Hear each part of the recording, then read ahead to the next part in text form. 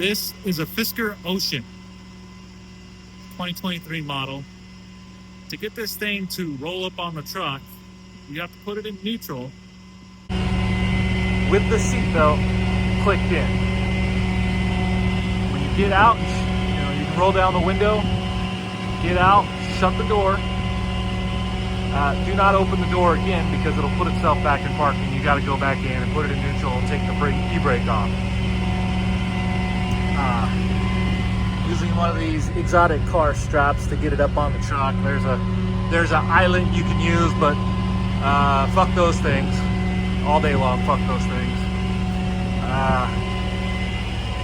Then from there, once it's kind of up on the bed, if you open the door again, it puts itself in park. That's actually kind of nice, because then you don't have to climb in to put it in park. And from there, 8-point stop. Pressing the brake turns this thing on with the key present. And the key's in my pocket right now. So you can do the one click to neutral, and then take the parking brake off. Now I'm already up on the truck, so I'm gonna go ahead and place that back in park, release my foot off the brake, and get to strapping this thing. This is my personal opinion. These A-arms, you could probably get away with using regular J-hooks on them. If you can't use regular J-hooks on them, I'm not really sure why. It's recommended not to, but I don't see why. They're strong enough that you can put skids on this thing and pull it up if it has no power. I don't see why you can't use regular J-hooks on something like this. But honestly, if you're doing towing, you should have one of these exotic car straps, because there's always cars that have crappy front bumpers that you're gonna get into with a metal chain. So my truck happens to have these little holes on the winch mount here. So I use nylon straps going to the A-arm, and then I put my regular straps through those to that hole.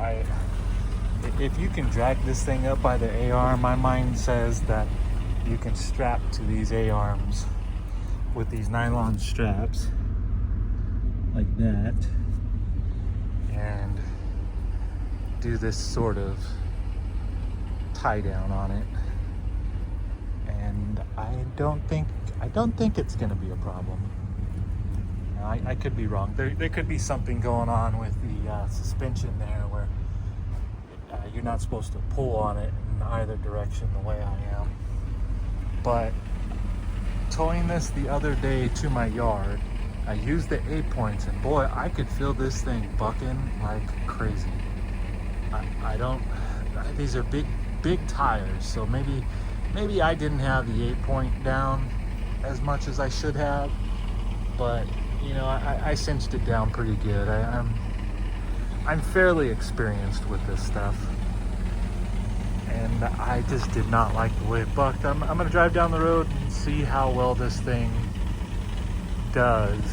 If it continues to feel like it's bucking, then I may stop and actually put the 8-point on, because if it's gonna buck, I guess it'll buck under the 8-point anyways.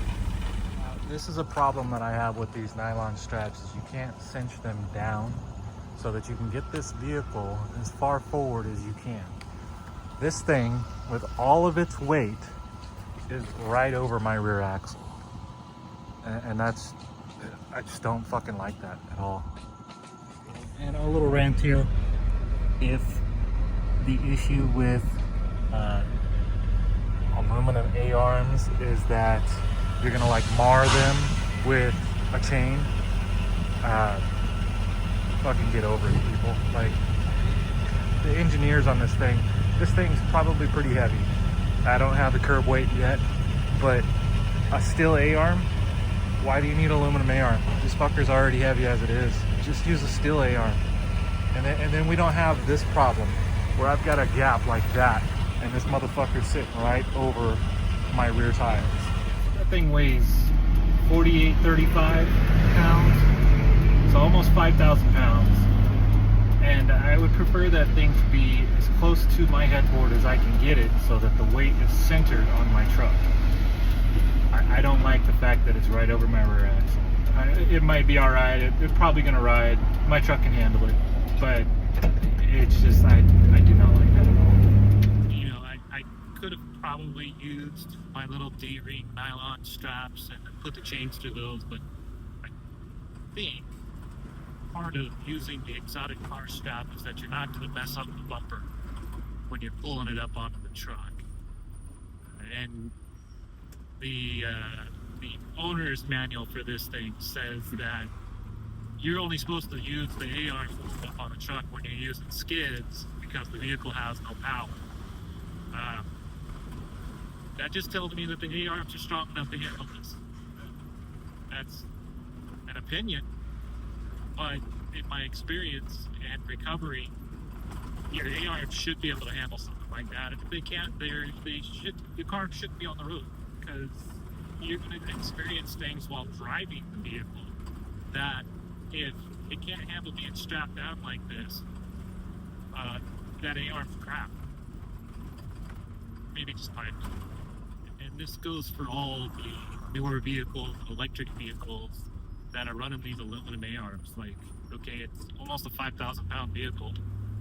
What's the difference that it's going to make using, you know, an iron or a cast steel or stamped steel A-arm? Like, I think Dodge is using plastic A-arms in their trucks. If I seen the correct video, and that is exactly what they were using. Dodge is using plastic A-arms.